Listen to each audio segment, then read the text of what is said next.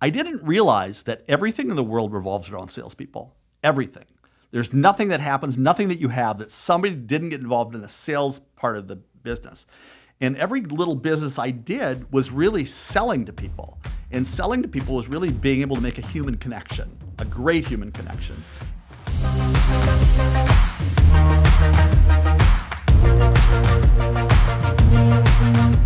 You know, all you see on social media when it comes to success, supercars and private jets, very materialistic success is what you see. What is success? And so many times it's do the grind and do the hustle, but at what point am I sacrificing something in my life? To try to please God, we're so afraid about doing the wrong thing that we do nothing. Business to me is like playing a game. You play it with your friends. If you're good at it, you learn how to play the game better, and it's more fun if you play it better. Well, I can tell you this, success achieved without humility is going to be short-lived. I had something that I felt like I could be passionate about for a lifetime, not just as long as I could physically demonstrate the work. And that changed everything for me. Welcome, everybody, to the Pay It Forward podcast. I am one of your hosts, Austin Seward. I'm Mr. Keegan Walls. And today we have the pleasure of having Dave Twite with us, who Keegan and I have known for quite some time now. And Dave is the owner and president of MacDonald and Owen Lumber, which is a 7 times Inc. magazine has recognized MacDonald and Owen as one of the fastest growing privately held companies in America. Dave is a lecturer and board member for the Torchbearer Bible schools in U.S. and Germany. He is a life and business coach, passionate about helping men thrive in their life and leadership, was a professional magician, which hopefully we'll see some of today. I hope so. And has helped create and launch the PRAYZ Radio Network. So thank you so much for being here today, Dave. We are really excited. So delighted because I've kind of followed you guys and your exploits a little bit. So it's fun to be here and hang out with you today, and hopefully we can share something that's vitally important to people. Awesome. Love it. Well, why don't you go back in time a little bit and share with us where Dave Twite started. Yeah. A little bit through that journey and where you are now. Right. I was really kind of a strange kid growing up. I was the kid in probably at 6 or 7 years old, I had a comic book. And in that comic book in the back, they had a little ad that said, had a little boy holding money. And he said, I made this money selling Grit newspaper. And if I signed up on this little ad, I could sell Grit newspaper too. And so excitedly, I was able to fill this out with maybe even my mom's help. I sent it to Grit newspaper. And lo and behold, they sent me 50 Grit newspapers. And I sold them to my families and friends for $1 each. And I made $50. And this was a beautiful thing because they sent me another pack I sold for $1 a piece. Because when you're 6 or 7 years old, nobody says no to you, right? You go to the neighbor. It's like the little kid comes to that little tub of popcorn and says, it's $30. Can't say no. And I'm thinking, am I buying the company or just that little tub of popcorn? But you buy it because you just have pity on the cute little kid next door. So I did that, and I thought this was beautiful until I finally discovered from Grit newspaper that I was supposed to send them some of the money.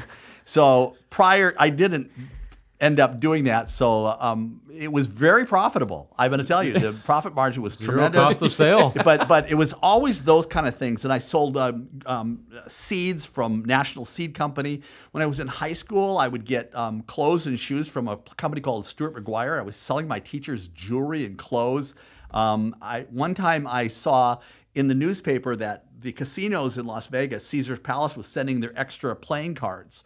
They'll send them to overseas, to the military overseas, and to fundraising groups. And I thought, I'd like to raise some funds. So I remember the guy's name. It was Ron Amos. I don't even know why I remember his name, but I wrote a letter on my parents' typewriter. I said, Mr. Amos, I'm looking to raise money, and could we possibly get some of your playing cards? Here comes a box of 100 decks of Caesar's Palace playing cards. Had a little notch out of the side so you couldn't use them in the casinos.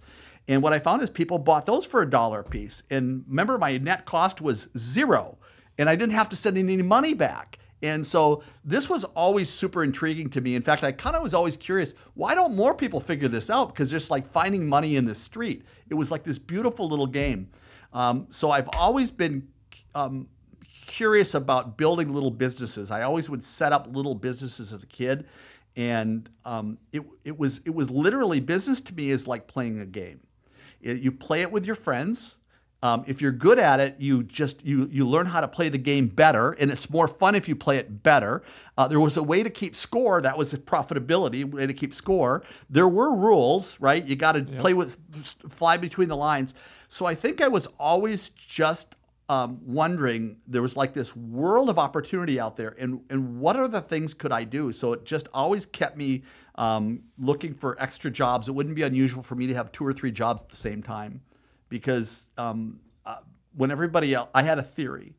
I had a theory in high school that that I'm going to graduate early and I'm going to kill myself for 5 years. If you pound it for 5 years, then it's easier. And everybody else was being distracted by all the other things in life. And even my senior year or my junior year, I went to my the senior class who had the popcorn, and remember they would always do the stuff for the concession stands. And I said, at the end of the year, you have a 50-pound bag of popcorn. Are you going to use that 50-pound bag of popcorn? They said, nope, we're graduating. We're done. I said, could I have it? Yeah, not a problem. Went to the school and said, is there any possibility I could use your popcorn poppers at any time? I get a key. I've got a key for that. And I started, before the Apple Fest in La Crescent, I would go pop like all this popcorn and put it in boxes with ropes around them, hire people, and we would sell our popcorn cheaper than the people that actually probably paid for a license to sell popcorn. And again, my net cost was how much? Zero. And I would come away with $400 or $500. I'd do nothing. I get people that would call me and say, did you have a license to do that? And it's always better to ask for forgiveness and permission. Sure. So my best answer was I supposed to get one? So, that was a long time ago. The statute of limitations is far gone. I would also do, I got involved with the audiovisual department, AV, and so I had access to all the speakers and loudspeakers, and then I was station manager of KLAC, our student radio station, and I had access to all that time with records and all that kind of stuff for the music. And I thought, I was on student council, and we always were afraid that what if we don't get enough money to pay Z93 or whoever it is that does our dances? I said, I'll do it, but I'll guarantee them a percentage. So I'll cut you a percentage you can't lose. And everybody took me on. The now mayor of La Crescent, Mike Pellinger, said, I'd sure like to be able to sit up front and do that if I could. And I said, do you want to? He goes, yep. So he did all the records. I literally come in on a Friday, I'd get hundreds of dollars, and I would do absolutely nothing. Nothing. But to me, what was the entrepreneurship? Find a need, fill it, make it fun, solve somebody else's problem, and do it again next week. And so that's what really led me to business. And I started doing other jobs. My first job was McDonald's, which I'm grateful for. I worked for the McDonald's here in La Crosse. And what McDonald's taught me is how to work. They had a little line that they would say when you come to work at McDonald's: if you have time to lean, you have time to clean. So you never stood still. I was 15 when I started. My dad would have to drop me off. But at 16, they're already asking me, would you like to become an assistant manager? Which is really smart for McDonald's. Get them young before you know what anything else is out there, right? But I'm grateful for the La Crosse McDonald's people to this day. I worked at McDonald's, then I worked at Dayton's selling clothes. In clothes selling, I had kind of a theory. I always found that my sales numbers were always bigger than everybody else's. I could tell when people are going to buy. And I also found that there are ways to get more people to buy. One of my theories were, if you've ever been to a store, the thing I don't like is when the person jumps on top of you and say, can I help you, right? Yep. So I did something I called the flyby. Flyby is I'd go, hey, how you doing? I'd walk by you. So now I'm safe. Now you already met me. Mm-hmm. So when I come by again, now we're kind of like friends. And then I'm going to start saying, have you seen this stuff over here? It's on sale. In fact, I'm going to buy some of that. So we'd make a connection. And for some reason, that's worked out from a retail side. It worked out really good. So I knew I could sell. I went to my high school counselor, and everybody came out of the counselor's room. And one guy came out and they said I should be a doctor. The next person came out and said I should be an engineer.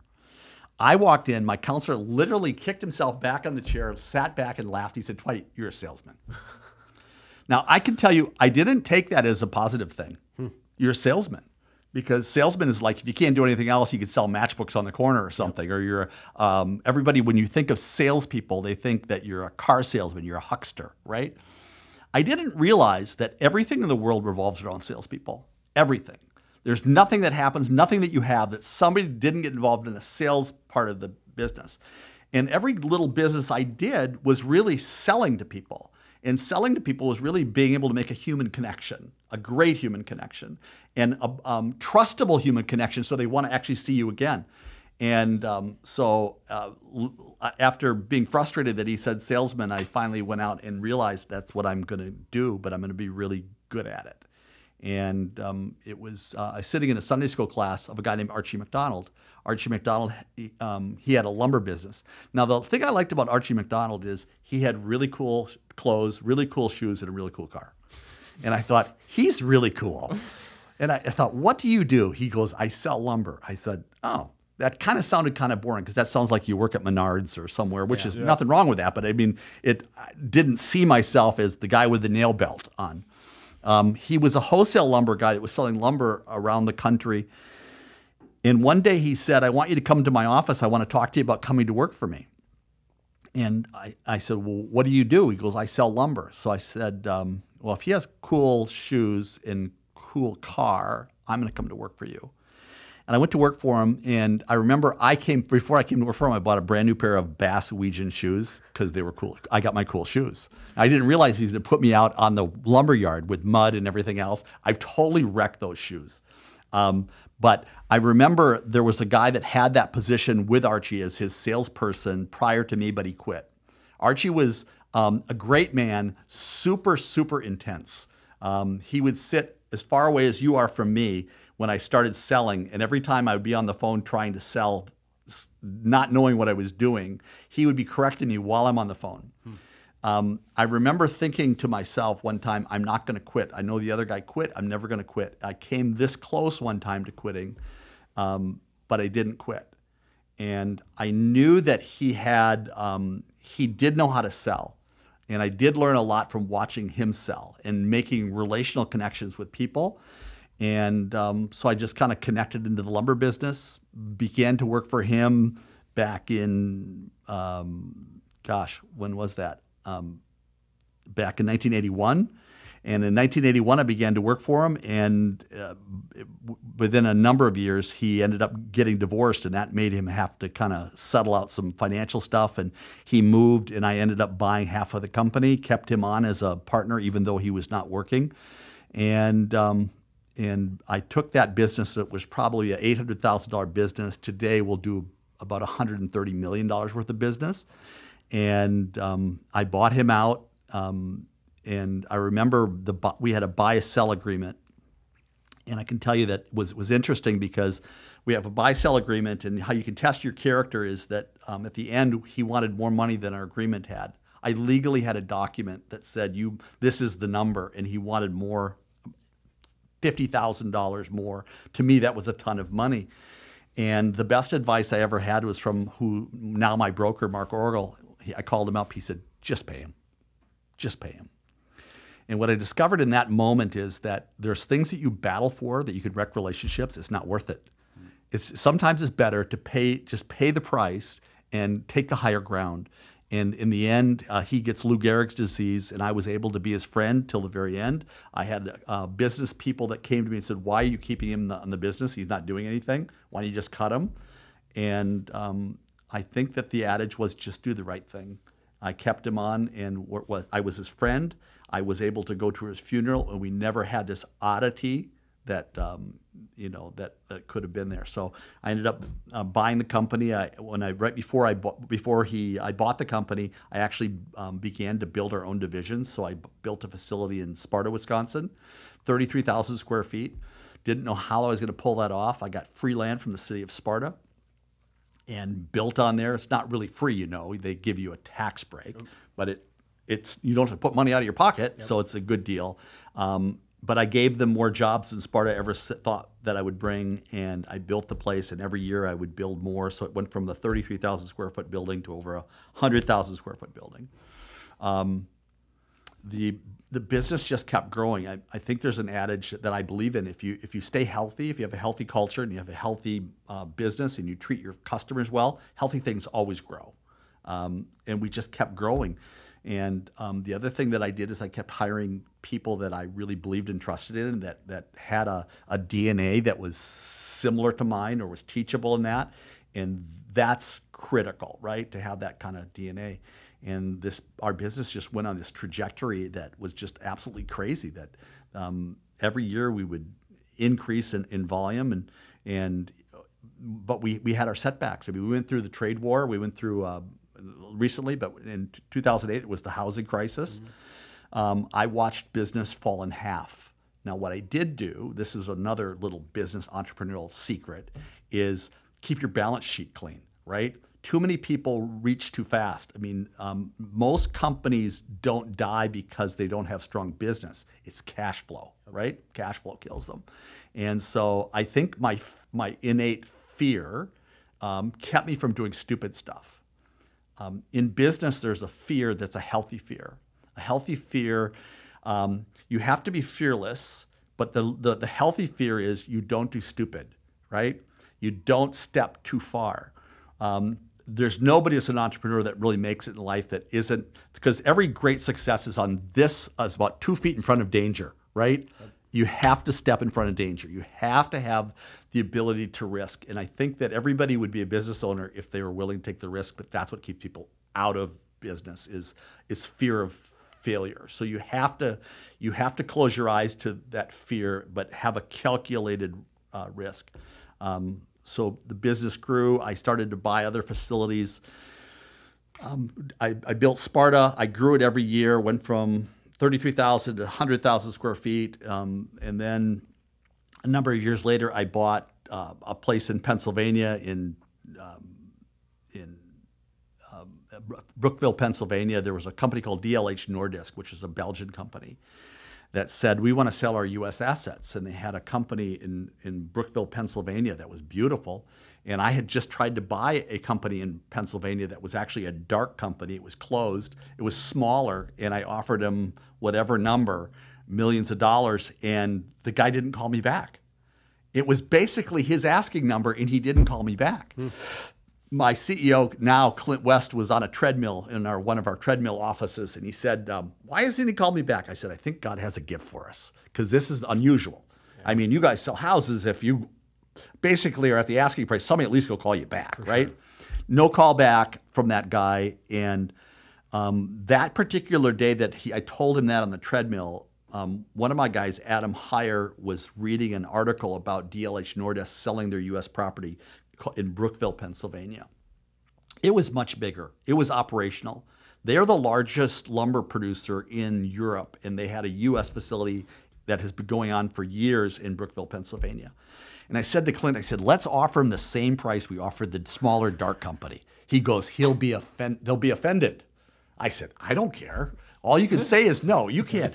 There should be no offense if you could say no. There's no gun to anybody's head. I said, take a shot. So we sent a letter off to Belgium to this new CEO of the company, and he didn't say no.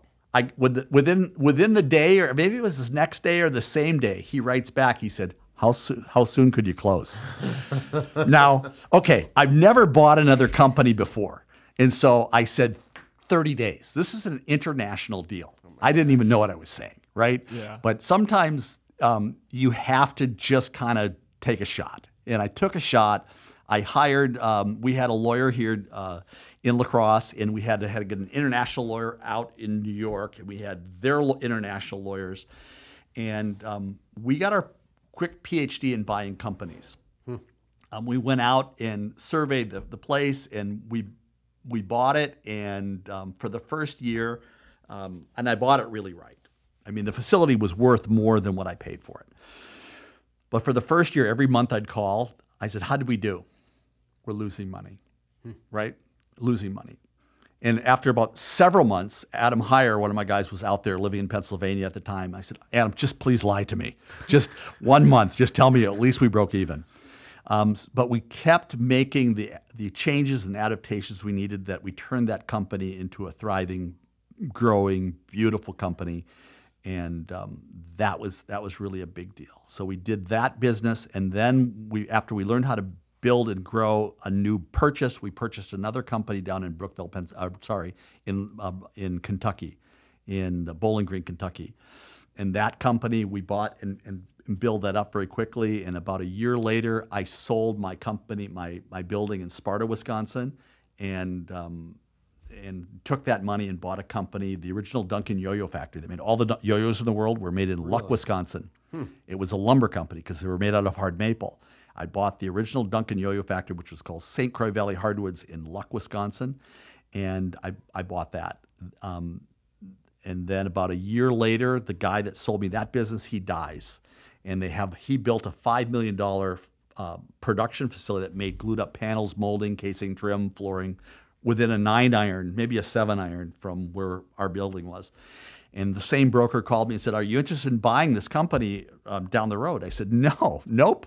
He said, "Would you?" He goes, "We built the building for $5 million, and we're thinking 6.2. We'll sell you the whole business." I said, "No, not interested." He said, "Would you want to give me an offer?" I said, "I'll give you 2."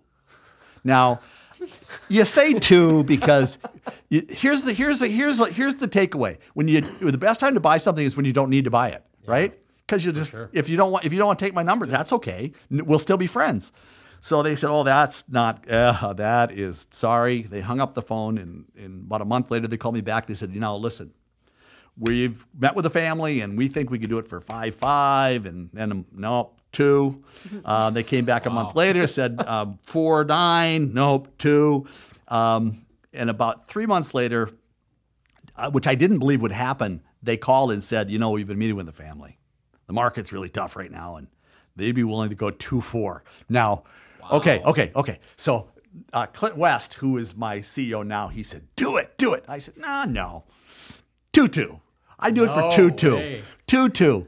They hang up. Now even my gut was saying, man, because I'm playing cards, I might have played one too many cards on that one, but they called back in a half hour and said, "Okay, how soon could you close?" And we did that deal, and it was such a great deal that my accountant CLA called me and said, "Okay, we're doing the numbers on this. Is that correct? Because we know what the building's worth." "Oh yeah, that's correct." So to me, the fastest way to growth is through acquiring other companies, right? You can literally double. And we found that in manufacturing, margins were higher than it was in selling lumber, so we did that. And so the company kept growing at this kind of monstrous pace. That's where Inc. magazine came in and said, "You're the fastest growing privately." You make our list I think this is actually be year 8, but we've done it 7 times or 8 times. And so that's the lumber business side. And so it's been a kind of a great ride, and it's turned out to be a fabulous business that I love who I work around. I love the people that are there. With growth comes complications, sure. but to me, that's what you have to fight against. Complexity is the enemy of order, right? Mm-hmm. And so you have to keep bringing order. How do you transfer your culture to these new properties? And so we had to find ways to what we called cross-pollinate. Take your people that already have the virus of good business and send them out there and let them live amongst them. And it's good culture is contagious. Yep. It's not a plaque on the wall. It's written on tablets of people's hearts, and has proven to be really good. We've sent legitimately healthy, kind, caring leadership people out to a new environment. At first, everyone is skeptical. Most companies know bad leadership, right? Mm-hmm. And so they just assume the new person coming in will be a repeat of bad leadership. My greatest thing now is if I go to my campuses, I will get hugs from people. Because we'll do crazy things. We have a great bonus program that besides their pay, that they can get bonuses, and they achieve bonuses almost every month besides their pay. At the end of last year or 2 years ago, we had a big year. And I said, let's take $250,000 and don't just put it in their check. Go write a check, because usually you direct deposit. Yeah. You go hand everybody a check. This is not like Christmas bonus. This is just because you guys helped kill it this year. and we're going to have alignment where if we win, you win with us, and it's not expected. And to see people get that was magical, because they realize that the leadership can talk a good game, but they prove it because you're willing to share your goods with us. And guys are crying saying, I was able to buy my kids stuff I never could buy. I paid off my motorcycle. I did all this kind of stuff. And that to me is wonderful. I think there's too many owners that walk through their place and people roll their eyes, right?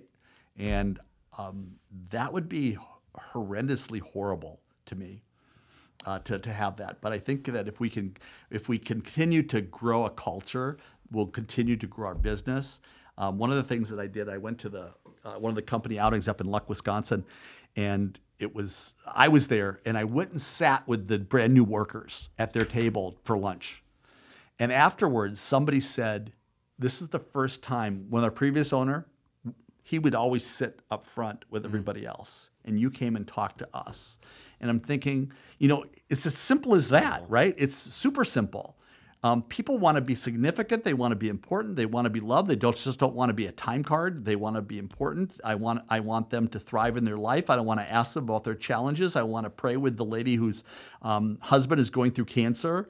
One guy was at one of his machines. He said, "They call me Big Daddy." I said, "If they call you Big Daddy, I'm going to call you Big Daddy," right? I can call you Big Daddy. So what they realized is we're real people. For sure. I'm a real person. And so that's helped our company grow. And so it's been loads of fun. And we just see a trajectory that now the question is, we just don't ever want to wreck it, right? Mm-hmm. Keep the magic happening.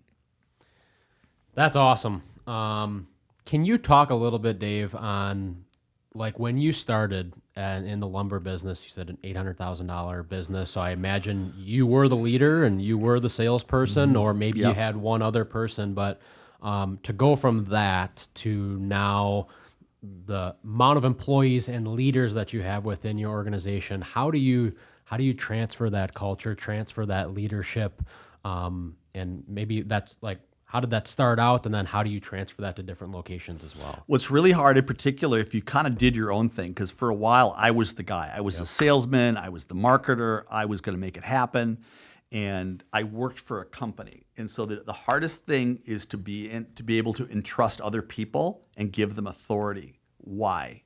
Because you believe you're the only one with the magic, right?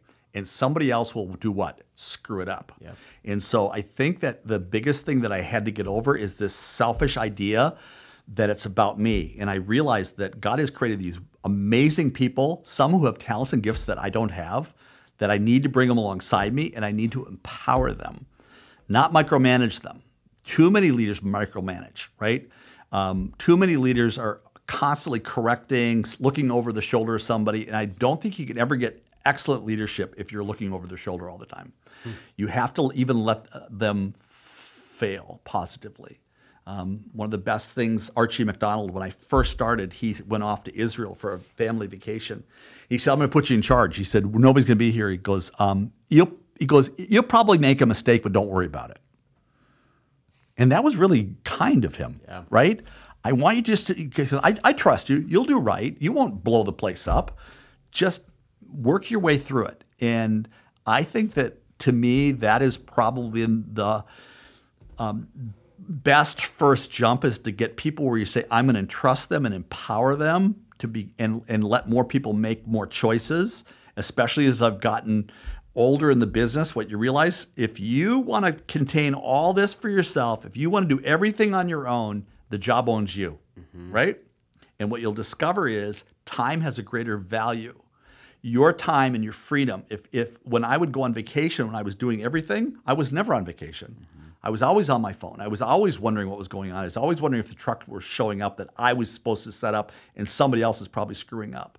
And what I realized is I was kind of enslaved by that. So I remember praying. I said, "God, you need to bring me really cool people and lead them to me and help me to be a blessing in their world." And I think if we find really people that you bring into my area, and I'm faithful in blessing them and being authentic with them, I think what we'll have is we'll have a really good company, and I'll actually have a life beyond work, right? Life beyond work. And he's been super faithful. And I find everybody else has problems getting people right now. We don't have problems getting people. I mean, we have been just totally blessed during a crisis where right now, even general labor, can you imagine Luck, Wisconsin, little St. Croix up there. That's got to be tough. Well, we meet a guy we meet a guy down south that says, I can get you Hispanic workers that are good workers. They're legal, but they're just mistreated down south. They're second-class citizens. I said, well, if they come and work for us, we'll bless them. So we get 30 of them to come up, 30. And we rent a hotel or a motel. We rent all of it, put them all in a motel. And then we find there's a Christian conference center right down the road, like within walking distance from our place, that they have a love for the Hispanic people, Christian conference center, and we have housing and food places there, and we'd love to have them. So we have people there. We got some houses. Not only do we get people for us, we get another 30 for other companies who are up in that area, some of whom were our clients. Now, let me tell you this. When you solve your clients' problems, you get a front row seat, right? So please buy your lumber from me because I just solved your biggest problem, and nobody else was talking to you about it. So we've just seen that that God has kind of blessed us and given us favor and insight, because these things didn't happen by chance, right? We didn't just luck out. I just think that that in my world, like I said, for as my young days, I was selfish. And one of your questions before on your sheet that you gave me, you said, what is success? I thought it was money. I thought it was, the score and impress people and buy something big and have a country club and do all that kind of stuff. And I realized that's not success. I used to think that you had to impress your neighbors. And I realized my neighbors are not laying awake at night thinking about me. So I'm killing myself to impress people that don't care. My father said, keeping up with the Joneses is spending money you don't have to buy things you don't need to impress people you don't like. And I was doing all that. I had to come to a realization, it's not, my success will be more about how I impact the lives of others than it will be about what I sell, how I impact the lives of others. And at least the quality of your success. Because you got people with plenty of money, but nobody cares. They'll donate a hospital wing and everybody rolls their eyes, they don't care.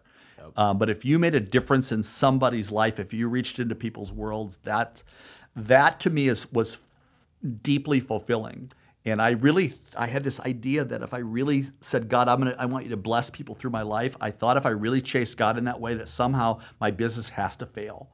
I really thought that in order to really be a faithful Christian, you have to quit your business and join a church or a nonprofit or a mission organization, because then you're really full-time Christian service. And God just finally convinced me. He goes, no, if you're going to be a follower of me, you are in full-time Christian service. It just happened to have a front called lumber. Just do it, live your life out. And so that kind of revolutionized my thinking. So every day I wake up, I don't compartmentalize and say, well, let's see, I got to put on my Christian hat right now. I'm a Jesus follower that happens to own a lumber company, right? And I'm not going to hide it, and I'm not going to disguise it, and also I'm not going to be so overt that I drive people crazy by jamming it down their throat. The Bible says your life should win the respect of outsiders. Respect.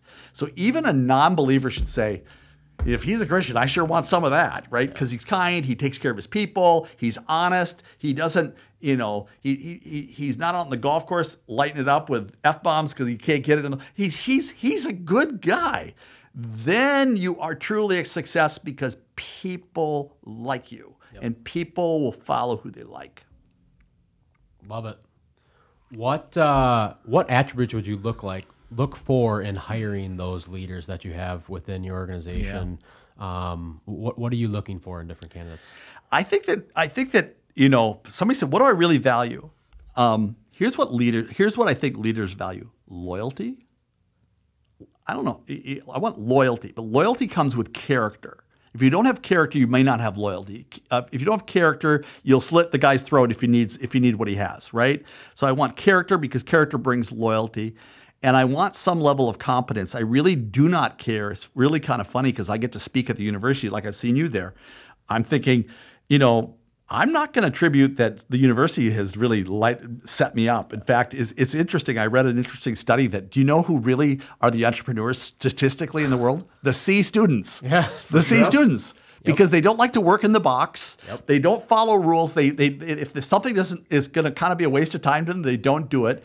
When everybody else is kind of running by the clock and the bell's going to ring, they want to get the lesson done. They want to make sure they're more interested in grades. Where the entrepreneur is looking outside the window, dreaming his dreams. Right? He's thinking, what am I going to do?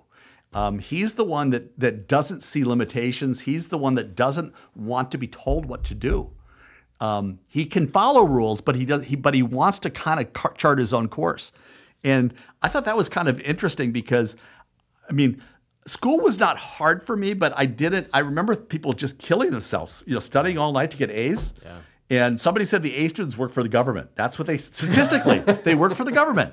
And the B students work for the C students.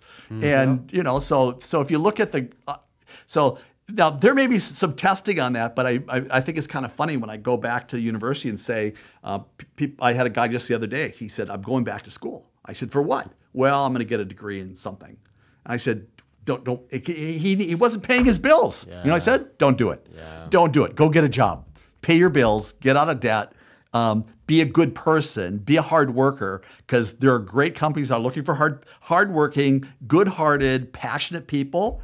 So I look for character. I look for competence. I look for loyalty. I look for passion. Passion is something more than just saying I'm showing up and I'm just simply want to make the donuts. Passionate people that come alongside good leaders, they can light it up. They are because they're not only just teachable, they're more easily inspired. Inspired people are people that they will chase the hill. They will do dangerous things. They will stick with you when it's hard. And so I think that those are the kind of competency. And then I want to make sure that they fit in a culture. The culture is you get along well with others. You play well with others. If you don't play well with others, I'm not interested. Minnesota Vikings had Randy Moss. He was the greatest player in his own mind, and everybody else was a loser. And I'm working with a bunch of other losers, but you should throw it to me because I'm your guy. And I just say that to me, nobody wants to play around that guy. So I want people that play well around other people. And what I've been super thrilled about is our people care for one another. They go golfing with another outside of work, and they care when people go through challenges. And that's an important part about our culture. But it happens when you hire the right people, because in our life, there have been a couple of people that we've hired kind of off the Indeed, let's grab somebody, and I've seen great resumes be total shipwrecks. And I'd have another adage, is better the devil you know, the devil you don't know. So the more I can find somebody that either you said, Dave, this guy's good and I trust you, or I know him or I met him, that has been some of our best players. But those people, when they're picked like that, they last, they stay, and they thrive. Yeah, and you talk a lot about culture, and then you use those words to describe leadership. Is that the same kind of advice you'd give to maybe somebody who's tuning in who's, I'm not going to start my own business, I'm not an entrepreneur, but I do want to be a successful employee. What advice would you give to the person who's starting out or maybe just joined a company and wants to move up the ladder, the corporate ladder? Moving up is simple. Show up and deposit your best talents into that day 100%. If you show up in attitude, if you show up with a smile on your face, with excitement, and let's go, they'll even let you make some mistakes. They don't care, because you can admit them. But if you're willing to come alongside and say, I want to grow, not only do you say you want to grow with the company, you actually show up and participate and ask good questions and get along with people. I've never seen anybody that has not come with the right kind of attitude that doesn't move up in time. The people that don't move up are the people that go, how many hours do I have to work? How many days off do I have? What's the minimum amount of work I can do and still get paid, right? Yep. You know what I'd say? Go work with my competitor, right? Yeah. I love you, but I'm just not going to help you. I have people that say, Dave, would you hire me? I said, not right now. Not right now. Why? Because I said you have to teach yourself some discipline things in life. Discipline. There's some people, especially today, it seems like there's more of a generation that is undisciplined. They don't want to get up early. They don't want to stay late. They don't want to. They really don't want to work. Sure. Everybody that's built a business or succeeded in moving up the ladder is not afraid to work. The hard workers will always be the last to go away in a downturn, right? Yep. Because they're too valuable. Don't get rid of him. He's too good. To me, you just have to be consistent over time. And if you have any kind of quality of leadership, they will spot talent. But be patient. I've had people that they want to move up the ladder in 30 days. And I'm thinking, what you are will not be determined in 30 days. It will be exposed somewhat in 30 days, but it'll be determined because sometimes I got to see if you have perseverance. Yep. Anybody can fake it for 30 days. It's the person that say he shows up like this every day. He's the guy before he leaves. Is there anything else I need that I could do to help out here? Who is this guy? Right? Yeah. You will get noticed if you always are genuinely want to serve other people and help them get what they need. You will definitely move up for sure. Yeah, because I think I would at least say I see that today in today's culture. Somebody who joins a job or starts a new career, a lot of times when they're being interviewed, they're also kind of interviewing the employer, and it's okay. Well, what do you give to me? Right. As opposed to you asking me and me saying, "What can I do?" Yeah. Everything is always okay. Well, if I do this job for you, what are you going to give me? Right. Which is the wrong question, and I think super revealing about the heart of the worker. Of you're coming to just take. Everything's about you. You're going to be that guy that clocks in. Okay, I clocked in at 9. It's literally 5 o'clock. I'm out. So you might say, I mean, I would have no problem if you said, I'm looking for a job. I want to find a right culture. You should probably ask some questions. You should probably check around. You should probably read the reviews. You should probably see if you know anybody that works for them and say, tell me what it's like on the inside. Because there are lousy places to work. I'm convinced of it. I'm always intrigued when I go to places where I see great leaders. I was in a gal, Pam is the Chick-fil-A owner here in La Crosse. She was a women's basketball coach.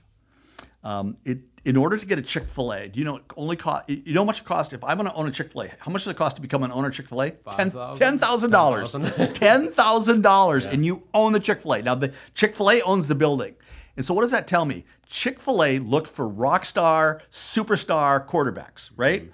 And so they're going to go through this massive list of people. In fact, they say you have a better chance of winning Dancing with the Stars than you do of getting a Chick-fil-A franchise. Because like hundreds of thousands of people go in, a small section get a look, and only a little tiny couple people get to actually get looked at, get to be picked to be an owner. And I asked Pam, I said, Pam, how did you do it? She said, well, I worked my butt off. And I went and opened up other stores. I was a women's basketball coach. And she said, I got all the way through the process and they turned me down. And she said, I think they did it on purpose to see if I had grit. Grit.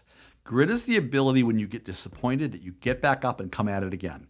And she had grit, and she owns that store. Wow. So I don't care what business it is. If I go into a good business that I admire how they lead, I think that that is inspiring to me. Because when you come into a town, can you imagine coming into a town during this kind of economy where, you know, if you're a restaurant in La Crosse, Wisconsin, to find workers at, you know, $14, $15 an hour, she's got to get 120 of them in a time when they can't get 3 of them across the street at a local fast food place. Yep.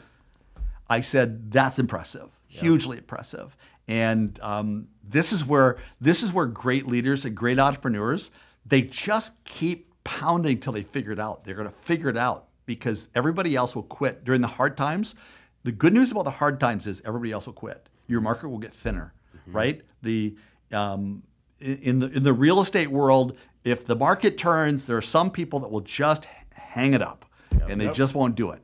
And to me, I always say that we've made more money in downturns sometimes than we had upturns. Why? Because we get inventive, we get creative, we the who stole my cheese, right? If the cheese changes, if it goes somewhere else, we're gonna figure out where the new cheese is. But the other thing we say, even right now, the market is tougher because of the economy and interest rates. We said we're gonna go eat somebody else's lunch in a very nice way. Yeah. Because somebody else is going to be lazy and wait for the phone to ring, and we're going to ring their customer in a very nice way, and we're going to take their customer and we're going to serve the tar out of them, and we're going to create a really sticky relationship where that person never, ever, ever. Why would you ever want to go away from this? So that's what we would do. Right. And you mentioned the word talent. To you, a lot of the characteristics you're describing in terms of what makes a good leader, what makes a good employee, how much of that is this person is incredibly gifted or talented versus work ethic? Do you think obviously the talented person with no work ethic, who it's not going to turn into good results, but where is the balance between, this person works super, super hard, might not be the most talented. Can he learn and develop like the traits to be able to turn into a good leader, or where's the balance in that? I think most companies will say, obviously when we say no talent, if everybody has a capacity, you wouldn't hire them if you didn't have some, if you're teachable, that's the question. Are you teachable? If you're teachable and you have the right heart and attitude, most businesses, I suspect if I said, Austin, I'm going to work for you today, could you teach me the business? Yep. Absolutely. Would you fear at all if I came with that kind of attitude? Nope. You'll say, let's sign her up. Let's go. Because I know I've watched you, is that I know that you totally believe it. Yep. And are we going to win? We're going to win. Yep. We are going to win. So to me, a good leader is a coach that's always looking for talent, and it's not always the talented guys have an advantage for sure. There are certain things, but there's most of the fundamentals can be taught. Yep. Most of the fundamentals can be taught. What can't be taught is character, just grit, and those kind of things. Those come through life stuff, right? Some people are pessimistic by nature. Don't hire a pessimist, right? Because it's contagious. When markets get bad, I tell my people, when your customers get on the phone and want to talk about how bad the market is, remember, this is supposed to be a bad market. We had our best quarter ever, historically ever, this last quarter. Why in the world would you talk to your customer about and not tell them, we just had our best quarter ever, right? Because what are they looking for? They're looking for, give me a reason to believe that the sun's going to come out again. Yeah. And if they keep telling everybody the sun's not going to come out again, if I had $1, you guys are young people in the business, for how many times Red Oak, after country wood furniture, Red Oak fell out of favor, they said, nobody's ever going to be buying that again. Never believe the demise of your industry. Never believe it, because it's never true. Are there setbacks? Yep, there are. But that just is part of the thinning out process that's necessary for healthy ecosystems to thrive and grow. So you just got to say, okay, we're going to go. So we say right now, I suspect if you got interest rates that continue to go up, it does cripple companies that are out there that we sell to and people that want to buy stuff, right? Yep. It will. And it will slow things down. But at a certain point, everything gets to an equilibrium, and at some point, there's a correction that takes place. But you just have to be strong enough to get to the correction place, right? So there are seasons in every business where you just say, we're not going to kill it from here to here, but we're going to survive from here to here. We went through trade war where I have hundreds of containers either in China or on the water, and the trade war takes over. Guess what happens? All those, what am I going to do? They're not going in. They're not taking them. You got millions of dollars that are going to just be stuck on the water. And as a leader, you never show panic. You just got to say, okay, this will be interesting. And you have to figure out how to navigate through it. You sometimes have to go into what I call wartime mentality, where you just have to begin to cut unnecessary expenditures, and you do different things. Because all I knew is I told my people, when we went into the trade war, I said, here's what I'm going to do. I'm going to drop all my rents of all my properties that we have our facilities on. I'm going to drop them down to my cost. I'm going to take my wage and drop it down to a fraction. My exec team came and said, we're willing to do the same thing with our wages. Wow. And I said, you are? Yep. And I said, I'll pay you back, which I did, by the way, with interest. And we came to our people and said, okay, we just took $1 kajillion and we took the first hit. And if we think we hope that it gives us enough fuel to get to the other side of this storm. Just so you know, we did it first. What did that give us? Great credibility, right? Because we're not going to touch you. We touched us first. And I think that those are the kind of things that buy you credibility more so than telling people how great you are and how much you love them and putting signs on the wall that we love our people. Yep. When the leadership takes the hit first, it's the word gets out and it's the real deal. And we made it through. And what we found is, like I said before, that our competitors thin out. We righted our ship faster than anybody else. And during a downturn, some of the best money ever was made in this country was made during depressions, right? Yep. Because why? The people that had liquidity, that had clean balance sheets, they cleaned up. Because everything goes on sale. Yep. So when the trade war went over, everybody else kept saying, well, we'll just keep our prices up and we'll just keep doing it. We just started discounting stuff, sell it at cost, do what you need to do, don't fall in love with your lumber, just accumulate cash. And we got to the other side. And then when we got to this far down the road, everybody else is just starting to think about making adjustments. We've already made our adjustments. We have our cash flow in. And now they're blowing out their inventories at cost well below what you could ever produce it for. So I'm buying out entire inventories of people at pennies on the dollar, right? And so, which is kind of astounding during a horrible market that you're making more net profit in a horrible market than you did in a regular market. But you began to innovate. You began to be creative because there's new ways to do things. So in this market, you say, you scrounge around and say somebody's going to be selling a house today, right? Somebody's going to be selling a house today. I'm gonna take and make that an Airbnb. I'm gonna make things happen. Yep. And I think that's the fun part about business is that you don't see challenges as problems. You see them as really interesting opportunities to stretch your brain and say, we're going to be clever. Clever is really important to me. Be clever. Do what everybody else is not doing. And do it before they do it. Because then when they finally see you doing it, you're already on to the next thing. It's just a big game. It is a fun game to play. Absolutely. Let's switch gears a little bit. Yeah. Tell us, magician, how did this come to be? Yeah. I will tell you that I had a couple of buddies of mine that were really good friends, and we had a skit that we did for the youth group that we were in. We went to a competition and went into national competition. It was kind of a comedy skit. And when we were there was a guy that was a magician. I thought, that's really cool because I can't sing. I can't dance, Keegan. I didn't have any of those natural talents, but I thought, man, wouldn't that be cool if I could come and learn magic tricks? And at the Rivoli Building downtown La Crosse on the 3rd or 4th floor, there was a place called Bert's Magic and Fun Shop just opened up. My mother said, don't waste your money on that junk. I said, Mom, I'm not going to waste my money. Every Saturday I'd go there and I'd spend, hours staring at stuff and buying things. And I started buying enough magic tricks. I said, I'm going to do a free show for the hospital. I did a free one for the kids in the hospital.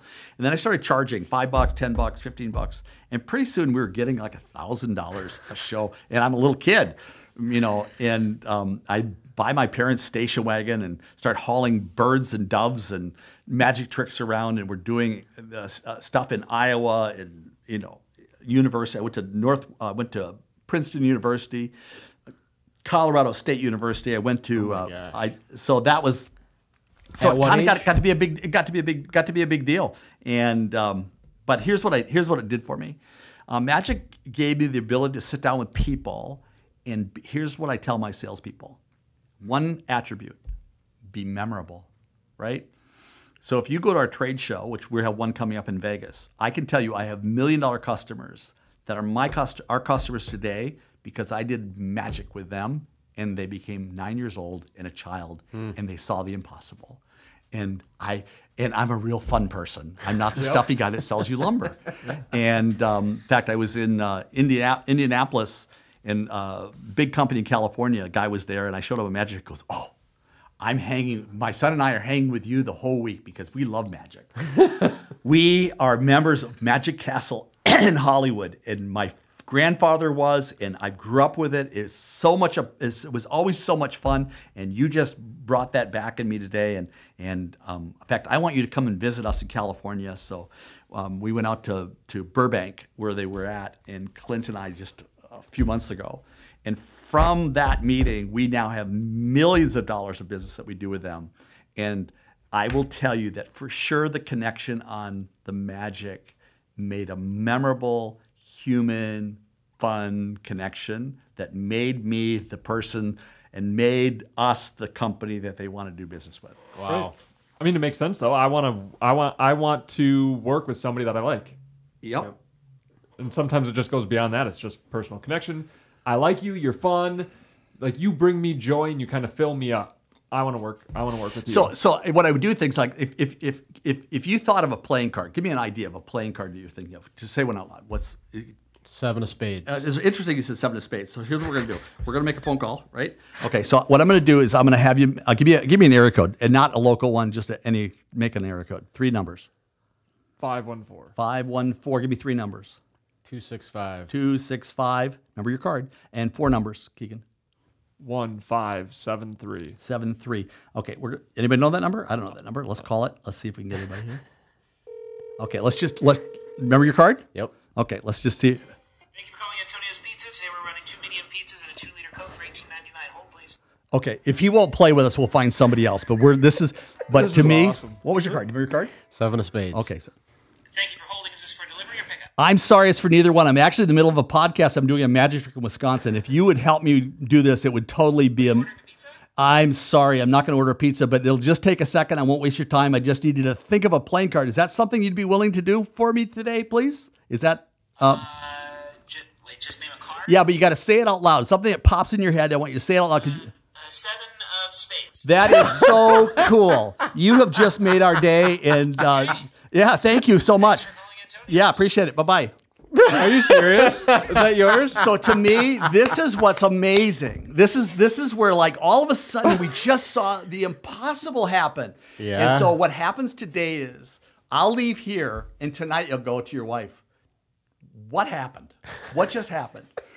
I did a deal with one of my clients in Las Vegas. I was at Bobby Flay's Fish Market, and after I got done, I had him go to his phone. I said, I want you to Google anything on your phone. And before he left, I said, I'm going to tell you what it was. And I did. Really? And he's getting in his Uber. He said these words, "What did I just see?" Right? What did I just see? Now that hung with him. So he brought all of his people back to our event table the next day, which is really kind of funny. If you come to our trade show, everybody comes to our booth. The guys beside us, our lumber people, they're kind of trying to wander towards our table because everybody's there. Yep. So to me, it is, because I can't sing or dance, this gives me the ability to create a memorable moment that is fun, and that I think is priceless. It's more convenient at event tables than all of a sudden a guy comes up and says, "Hey, how are you doing? Oh, you mind if I show you this dance move?" I'm going to say it's not bad. It's not a super convenient treat to have. You know what I mean? Yeah. And plus, it's right. If I could only do that, if I could do the break dance move and have that kind of stuff. If I could, I can't do head spins, but man, yeah, if I could do head spins, I could pull that out wherever I want. So I just say everybody should have a little bit of magic in their business, and to be distinctive. If you think about it, look, you go to trade shows sometimes. It's almost humorous to me. If the best things you got is a Starburst in your jar, like, what are you doing, right? Yeah. I went to a show here locally. My wife got into it was a food show, and I'm thinking most of these people just don't even like being here. They're not having fun, right? They're trying to sell me something, and nobody's trying. And I'm thinking, here's the good news. If you're a business person out there, most of your competitors aren't trying. Nope. Most of your competitors are waiting for the phone to ring.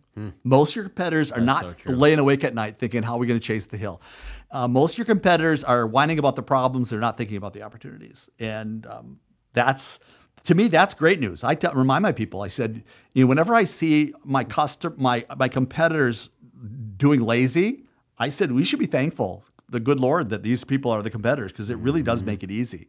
And it's almost counterintuitive. It's like baffling. Like I went to a car dealership in La Crosse, a brand new one. I'm a buyer. I need to get a car, but I just don't know a car that I really want to buy. So I went into a car dealership, brand new one here locally. There are 5 salespeople that they have there. And I was there for 20 minutes telling them I need to buy a car, sat in a car, asked about a car. What did he not do the whole time I was there? Sell you a car. Never asked my name.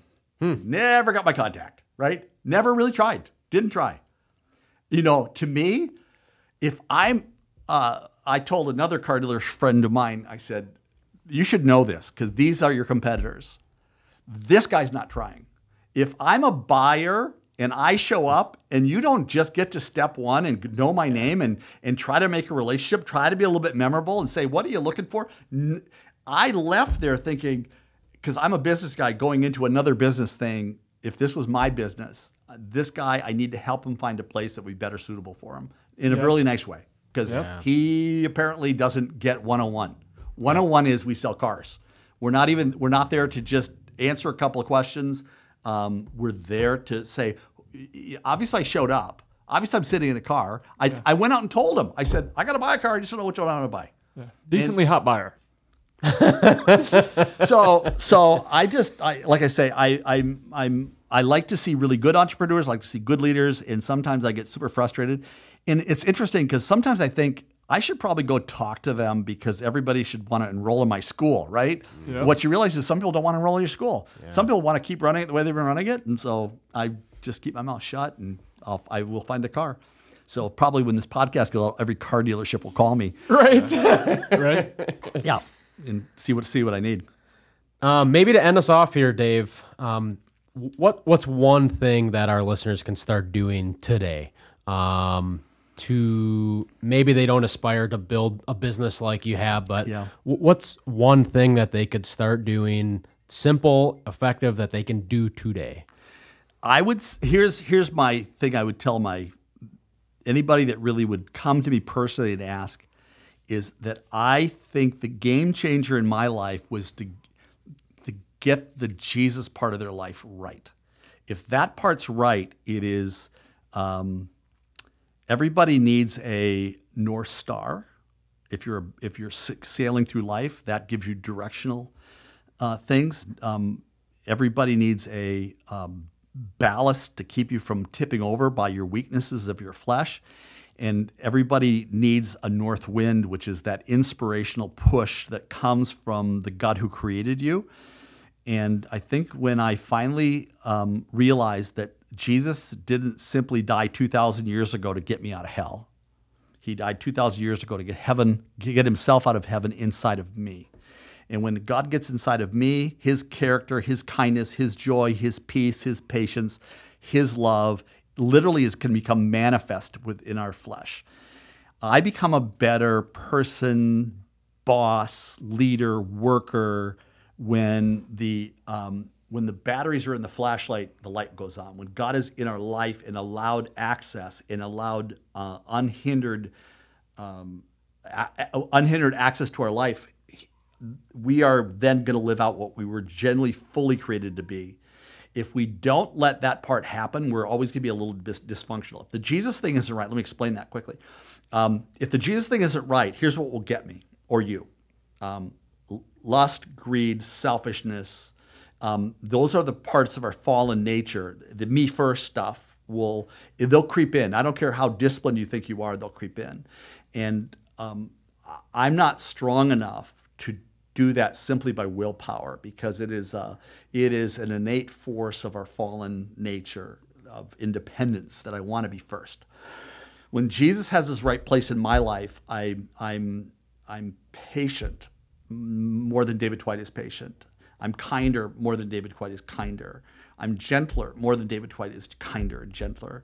I have access to wisdom that can see the whole game board. And so I meet with lots of people, as you've asked. One of your questions you've written down. I go to these coffee shops. I meet with people. And I will always start with the spiritual side of people's life because I think that's usually the neglected side. And at first, when you say, I want you to know the Jesus part, they just think I want you to go to a piece of religious real estate and go to church. Yeah. No, I'm not. That could be part of it, but that's not what I'm talking about. I'm talking about a relational connection to the God who hung the stars. I wished that I would have grasped that sooner because I could have saved myself a lot of challenges. I'm a better husband because of when Jesus is right in me. I have a better relationship with my kids because Jesus has control of me. And so I would say that if somebody out there in the blogosphere said, I want to get this right, if you're in La Crosse, I go to coffee with anybody. I had several people. In fact, I had a guy last week. He said 3 people told me I need to talk to you. I've never met him before. And he owns a big deal in La Crosse. And I said, oh, good. And don't know why, but it ends up turning to a faith thing, which I say with most of the men that I meet, they've never been to a place where they can safely talk about something where they don't feel weird or they would like to know, but they don't really know who to ask, and they don't want to ever admit we're struggling in that area. And I just think that, to me, is my biggest passion, is to get people to know that a Christ relationship is more than a Sunday church experience. And it does translate into making you the person that God created you to be. And without the indwelling of this God that created you to control you, direct you, guide you, you lose your GPS system. And so for me, that may sound a little bit weird or kooky to people out there, but I'm going to just be real pragmatic. It's the game changer. It's the secret sauce. I went to China. I was invited to go speak at the Remnant University, the most communist university of all of China. If you're a leader in China, you go to Remnant University. Wow. And they said, you can't talk about the child policy. You can't talk about Tiananmen Square, and don't talk about faith, and don't talk about all that stuff. Now, I can't really share my business stuff without trying to get some faith things in there, so I had to be really careful. And I remember I used the word, I said, we all have a transcendent purpose, in whatever that translated into Chinese. And I talked about my people and how I cared for them. And I don't think I crossed the line in any way. But afterwards, the first class that I had was a classroom of PhD Marxist professors, and about 30 of them. 2 of the female professors came up to me afterwards, marched up and got up right to me. And they said, you have something we don't have. You have a spark and you have a light. We need to know what it is. I said, if you come to lunch with me today, I will. That's right. So they invite me to their student lounge. The professor's lounge, a big glass table with all the Chinese food that they spin around, like the table of death, I called it. And so we ate there. This lady leans over, and I shared Jesus with her. And she started crying. She's a professor. She said, you're an angel. God has brought you here. She was going through marital problems. They literally work themselves to death there. And what happens is, if you work yourself to death and you don't find that you were made for a transcendent purpose, life is crushing. Life is crushing. And my 15-year-old or 14-year-old son, Zach, was there with me, and he got to watch how God brings Dad halfway around the world to sit with a group of Marxist professors so that 2 of these people can hear the story of Jesus in a believable, translatable way. So get the Jesus part right. And if you get that right, it's going to be a game changer in how you live, who you are, how you lead. And if anybody says that's a mystery to me, I meet with guys to try to unpack the mystery, because I wish somebody would have just sat me down and said, okay, let me make this really easy. Let me just tell you what I know in my words, the way I understood it, and that will help uncomplex this a little bit. Yeah. And so that's my big deal. So I take probably the greatest joy. I don't drink coffee, by the way. I'm at Caribou every day.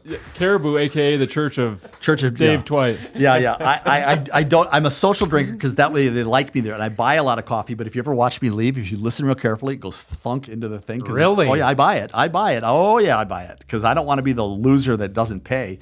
Wow. So I go. I'm a social drinker there, and but I find that it's really, coffee shops are the town square. Nobody's intimidated to come to a coffee shop. Mm-hmm. You sell real estate, come to a coffee shop, right? If you say, come to my church, we'll get you into a back room and we're going to talk to you about Jesus, that'll drive you crazy. For sure. Please don't do that to me. And I think that when they come, they realize I have no agenda, but they're good. I'm not there to get brownie points from Jesus. I'm there to simply try to tell men who are willing to listen something that I wish somebody would have made clear to me sooner, because I could have saved some time. Amen. Amen to that. I think there's so many people, especially people that have reached the level of success that you have, that are not willing to meet with anyone, and that somebody says, hey, can I pick your brain? And some people even find that offensive to take the time out of the day to go and sit with somebody. So to say I will have coffee with anyone is awesome. Yep. So awesome. So because I could change somebody's world. Absolutely. Right? To me, Yeah. what's better than that? If I sell lumber today, who cares, right? Yep. That's good. Nothing wrong with that. I'm a capitalist. Yeah. But if we can impact the lives of others, if you say success, make a profit. Significance, touch a world. I want to be significant. Right. And that's what I say. I say that all the time, of usually in a church setting when somebody's giving a message and somebody's preaching, it's the same thing like in business, right? If I just do something without Jesus, I can motivate. They're going to leave motivated. If you're a really good public speaker, if you have certain talents and certain gifts, I can be in somebody's life, impact their life, and they can leave motivated or encouraged. Yep. But when the Holy Spirit through me breathes on something, Yep. even in a meeting, even in a coffee shop, they leave transformed, with Yep. their life changed. That's a whole difference.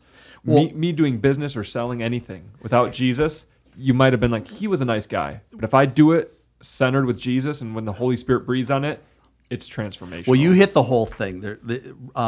Religion is reformation. God's mad, buck up, change yourself. Here are the rules. That's religion. Jesus was kind of anti-religion. If you remember, he got most ticked off at the Pharisees and people that put rules on people. You brood of vipers. Brood of vipers, because that's reformation. Change yourself. The Bible says be transformed, that's your word, transformation, by the renewing of your mind. Transformation is the Greek word metamorphosis.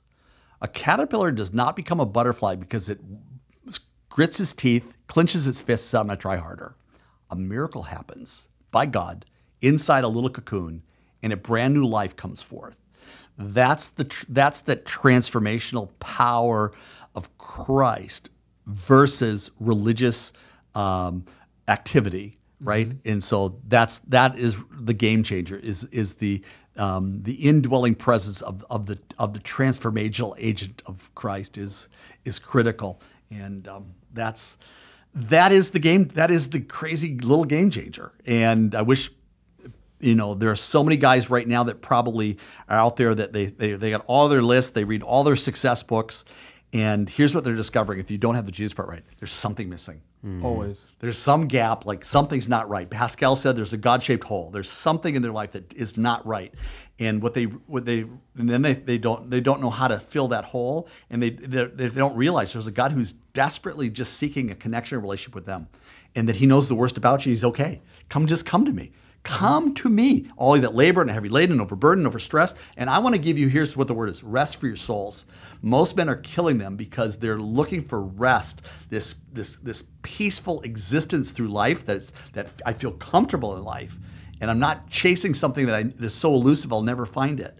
Peace, and Jesus is the Prince of Peace, and it's a lot more fun to now go through life and do the capitalism stuff, do all that kind of stuff when you have peace in your life and realize that I'm here for a significant purpose. And at the end of the day, God's not going to say, how much did you sell, right? Yep. My kids aren't going to say, geez, my dad, he was so cool, he's sold a lot of stuff. The people around you need to say, he made a difference in my world, and he made me see something I never saw in my life is more beautiful because of it. That's awesome. Thank you for being here, Dave. My this pleasure. was incredible. I know just myself, I've got so much out of this. So thank you so much for being you. We'll here. have to have you back on. Oh, yeah. Stay tuned. Otherwise, We'll bring the setup to Caribou. if you're too nervous to reach out to Dave, go to Caribou once a day. You'll run into him at one point. Chances are, and I think they call me patron saint of Caribou. So, but I would love to. Thanks, you guys. I appreciate what you're doing. Awesome. Thank you, Dave. Appreciate it. Hey, everybody. Thank you so much for tuning in. We sincerely hope that you learned something today. And as always, we appreciate your support and hope that you can all find a way this week to pay it forward.